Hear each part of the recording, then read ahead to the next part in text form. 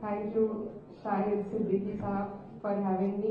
Thank you, नई दुनिया national forum, इतने खूबसूरत प्रोग्राम के लिए, और यहाँ पर जितने भी मेहमान हमारे बीच में मौजूद हैं, आप सभी का बहुत बहुत शुक्रिया। मुझे बहुत फख्र महसूस हो रहा है कि शाहिद सिद्दीकी साहब, जो मेरे वालिद के अजीज दोस्त हैं, उन्होंने मुझे इस लायक समझा कि इतने एस्टीम्ड पैनल में मुझे जगह दी। तो मैं दिल से उनकी शुक्रगुजार हूँ, और वो मेरी हद से ज़्यादा तारीफ करते हैं। अभी मैं उस लायक नहीं हूँ, लेकिन आपके हौसले अफजाई के लिए मैं आपका दिल से शुक्रिया अदा करना चाहती हूँ।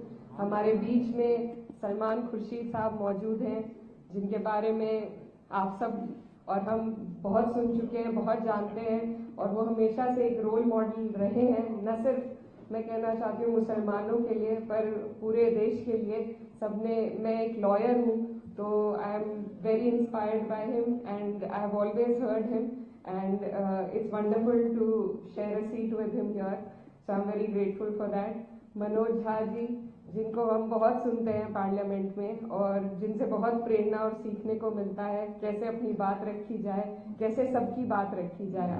आपको भी मैं धन्यवाद देना चाहती हूँ। हमारे बीच में राकेश सिन्हा जी मौजूद हैं, इफ्तिकार अहमद साहब, और तमाम जितने भी लोग हैं।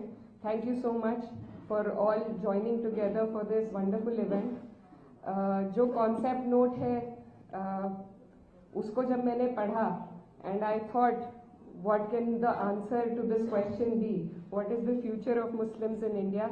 मैंने बहुत सोचा और जहन में दो जवाब आए कि हमें जहाँ काम करने की ज़रूरत है, एक एक्सटर्नल हमारी जो रिप्रेजेंटेशन हो रही है मीडिया के माध्यम से, एक उस पर, और एक इंटरनली हम लोगों को अपने अंदर भी झांकने की ज़रूरत है।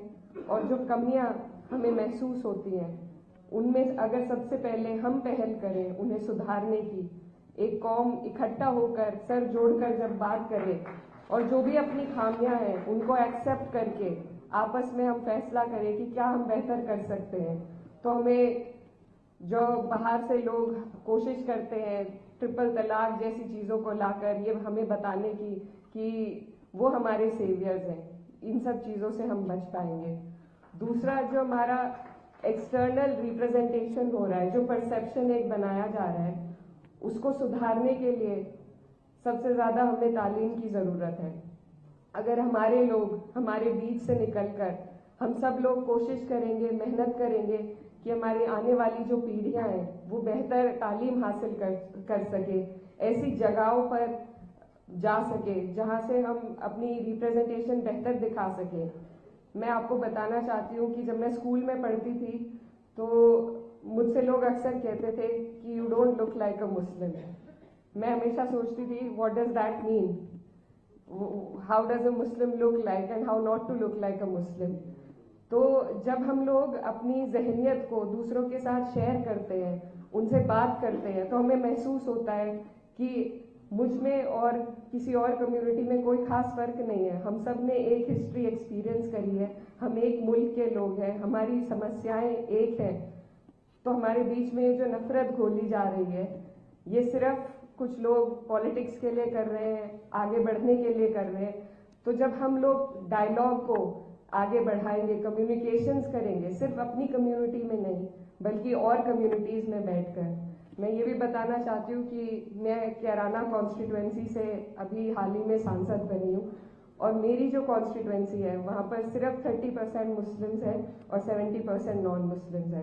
तो I am proud to say that I come from a community that constituency that has voted for me despite of only having 30% Muslims.